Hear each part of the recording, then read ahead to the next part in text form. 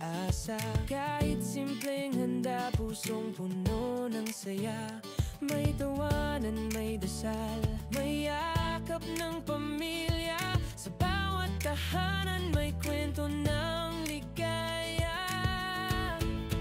Tunay na Pasko, hindi sa regalo, kundi sa pag-ibig sa bawat tao.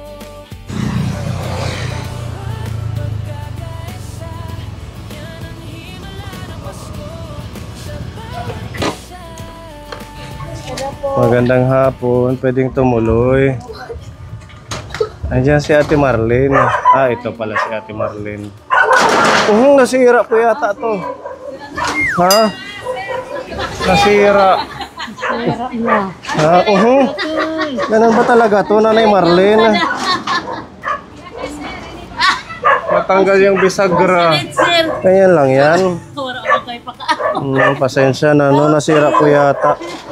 Bumagsak na siya. Gabo, paayos mo nga to. Kailangan ng kahoy siguro, ano? Sige, okay na ito. Ito na yan. Hello, good afternoon. Kuya Andro, hi. Kumusta ka na? Hello. Mag-i-snack. Lugaw. Nanonood siya ng TV. Opo. Yan yung libangan niya. Sige, pakainin mo. Tuloy po kayo. Pasok kayo, mamili.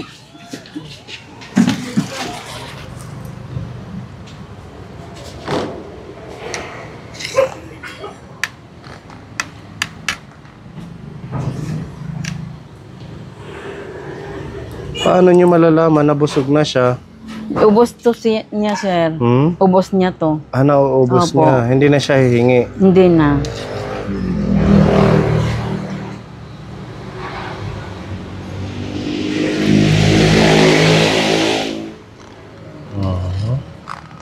Masarap, kuya.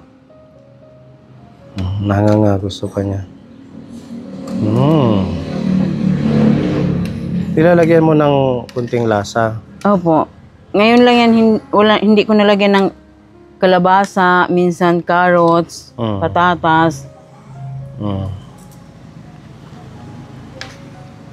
Yan, may ano siya, may asin, gano'n? Opo. Kunting asin. Alternate to asin, gatas. Kahit ano naman lang yung ano ko, sir, basta may gatas. Yung mga birch tree, di ba? Opo. Or Bear Brand. Oo, yun ang Hindi naman binili ko. mapili si Kuya Andro. Opo, hindi naman. Importante kumakain siya. Opo. Good job, kuya. Magaling kumain. Sana lumusog at umano na yung katawan niya, oh. No? Magkaroon ng laman. Yan nga eh. Ganon din yung pagkain niya, 3 times a day. Opo. Umaga, breakfast. Umaga, tanghalian, at saka dinner. Ito, dinner niya na to. Snack lang to, sir. Snack pa lang yan. Kasi pag umiyak yan, gutom na yan siya. Ibig sabihin, bigyan siya ng pagkain. Ang tiyaga talaga ni Ate Marlene sa pag-aalaga kay Kuya Andro. Sabagay, wala namang kikilos niyan gagawa. Wala namang... Hindi ikaw lang.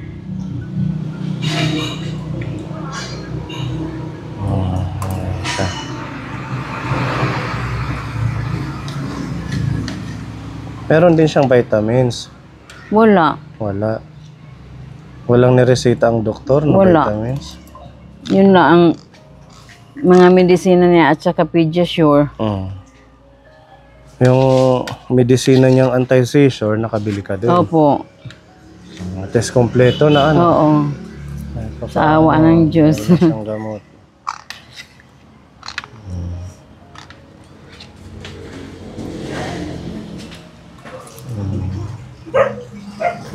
Sa mga viewer natin na bago ka po ni si Kuya Andro ay may tawag doon, cerebral palsy. Opo. Na-trigger lang po ito last year. nung nagkasakit siya, tapos kalahating buwan siyang hindi gumising, no? Opo. Tapos pagising, ganyan na siya, na-paralyze na yung katawan niya.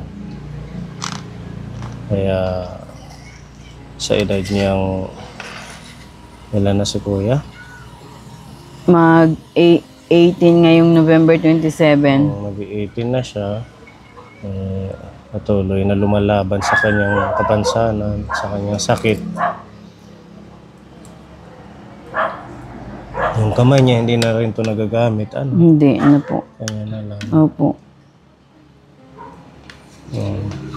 Kailangan dito mas mahabang pasensya at pagmamahal. Tama po, sir. Mas magana pa siguro yun kung may mga laman. Ano? Oo nga. May gulay or isda. Opo, isda.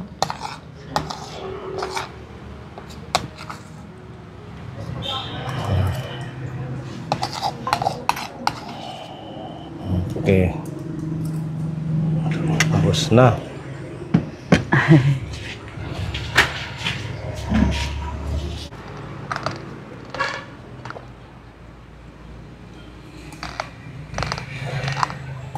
Parang ginagray niya yung ngipin niya. Opo.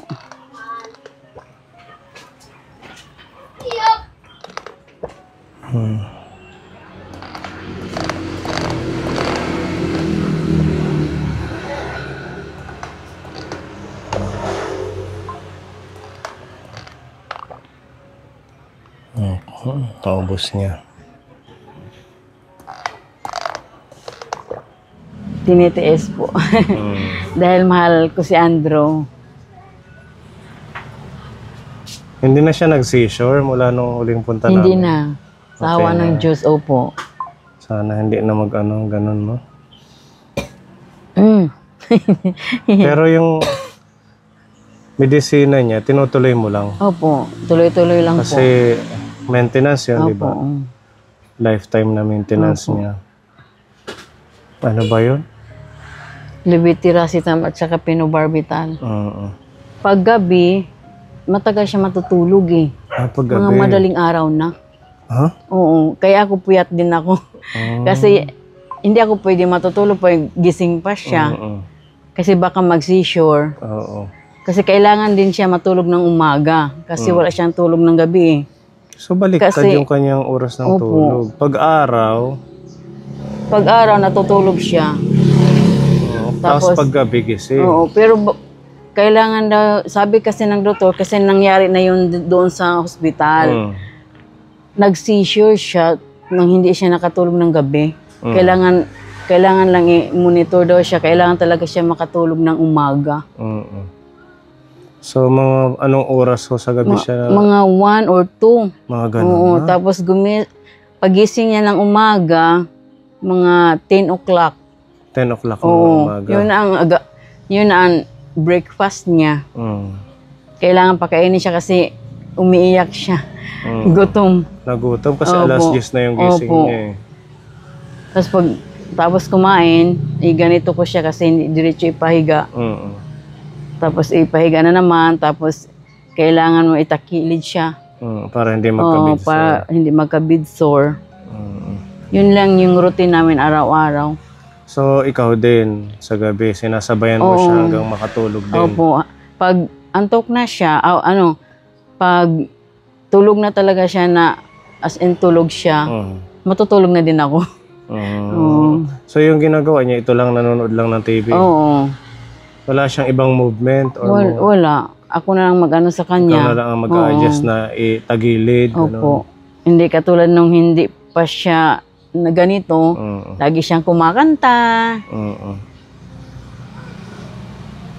Maingay lang kami dito nung nakapagsalita pa siya. Oo. Yung sabi mo, last year lang to naging Opo. ganito siya, no? Nung na hospital. Opo, August 2024. Tapos pagising, ganun na. Meron na ganito siyang na. problema sa katawan. At saka pinauwi na rin kayo ng doktor kasi mas mainam na dito na lang Dito sa na lang po bahay na siya alagaan. Para hindi siya mahawa ng ibang sakit. Mga sakit, opo. So ikaw ngayon wala kang sideline. Wala eh. Kung Focus pwede ka pa lang talaga sa po, opo. pag-aalaga. Wala kasi mga kapatid ko may mga trabaho din. Kumusta ka na, Kuya Andrew? Okay lang ikaw? Ha? Sumasagot siya. Okay daw siya. Ay, thank you, Lord. Ay, nagre-response. Nabusog ka? Napuol? Ha? Napuol ni Kuya Andrew? Busog ka?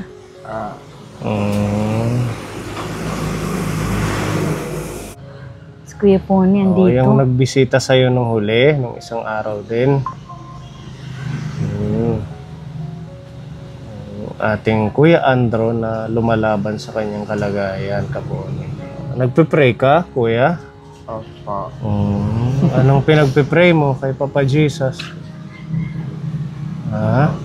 Yung huling vlog natin, napanood ni Tita Aida. Nasa Singapore siya, isang Kaponi sponsor. Yun nga, nagpadala siya ng blessings para makadagdag sa pangailangan ni Kuya. Ayan, Kuya, may blessings si Tita Aida. Pambili ng kailangan mo.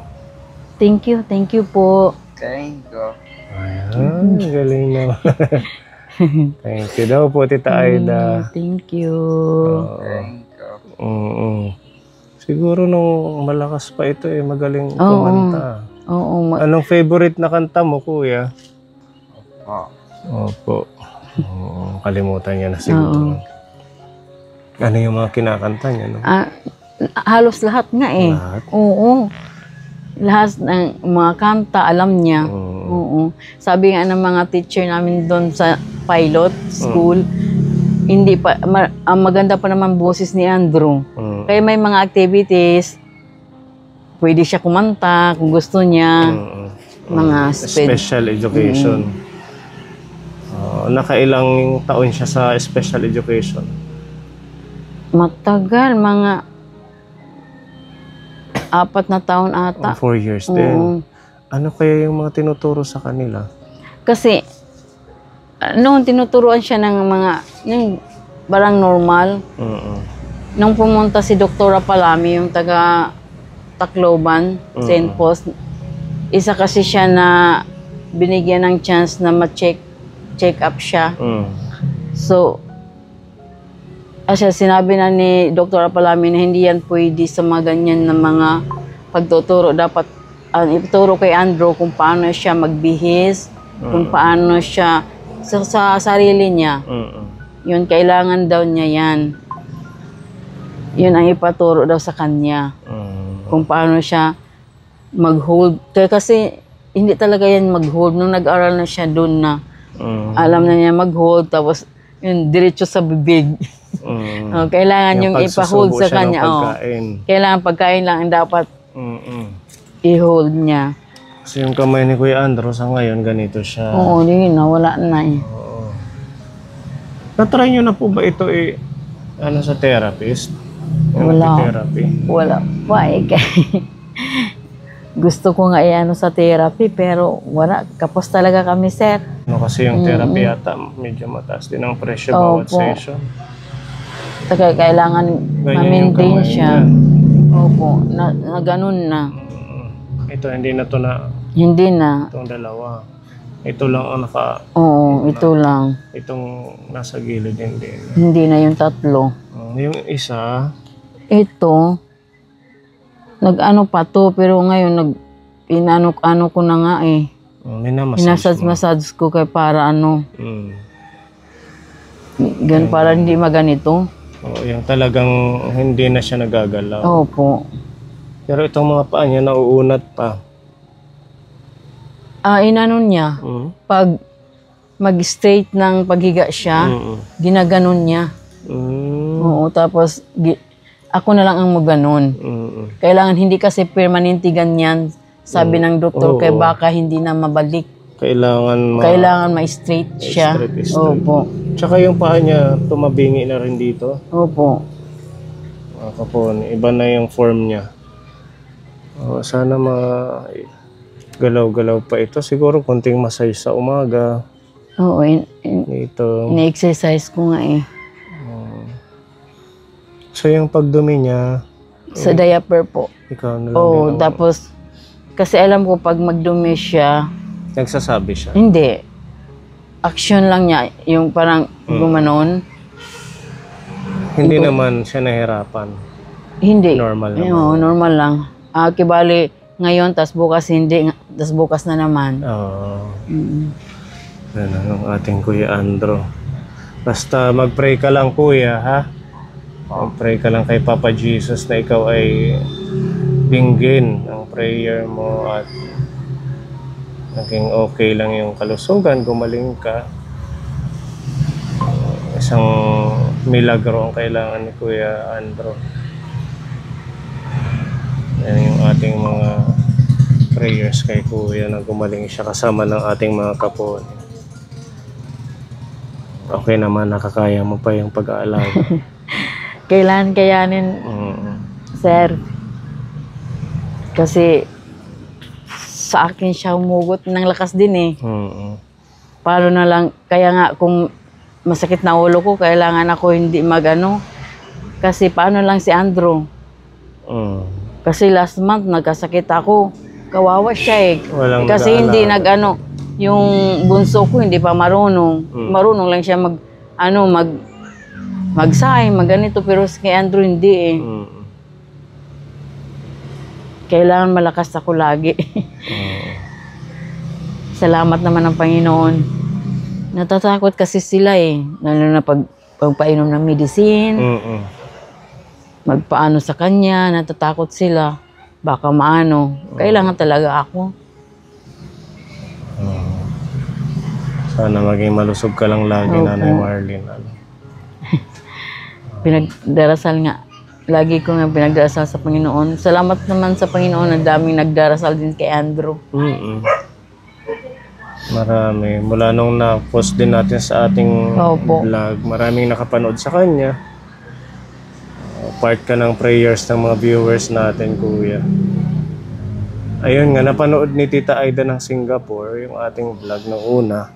At meron siyang pinapaabot dito, 2,000. Opo. Nanay Marlene, ikaw nang bahala dyan kung sige anong pwedeng magamit yan para kay Kuya. Maibili ng gatas or ulam niya. Opo.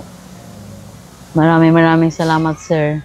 Maraming salamat po kay Tita Aida sa blessings na sinare na kay Kuya Andrew sa amin. Malaking tulong to kasi syempre mga pangangailangan niya. Wala ka na ring asawa. Opo. Kaya solo ni Nanay Marilyn lahat na gawin para sa anak niya. Ilan lahat ang anak mo? 3 po.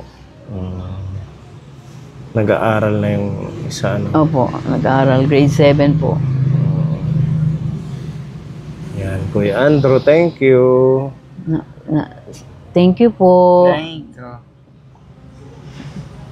Walang ano man, Kuya. Ayan, Tita Aida, thank you po sa pagmamahal kay Kuya. Thank you po, Tita Aida. Opo, babalikan na lang natin ulit kapone si Kuya. Sana marami pang makapanood na ito. At sa mga nais magpaabot ng tulong, blessing kay Kuya Andrew, ayan, message lang po ako sa ating channel, sa ating messenger. Ayan, Pony Aldi, para mas madami pa tayong matulungan at continue ang support kay Kuya sa pamamagitan ng mga butihing sponsor natin. Ayan, maraming salamat at God bless you, Kuya. God bless. Opo. Magpe-pray ka namin lalo na gumaling. Salamat sa inyo, mga ilaw ng buhay. Pag-asa'y muli sumisiklab ng tunay. Para sa mga bata, sa mga may sakit, sa mga nawala ng tahanan at hanap buhay. Kayo ang gabay, biyayang tunay, sa puso't gawa sa Diyos nakatuloy.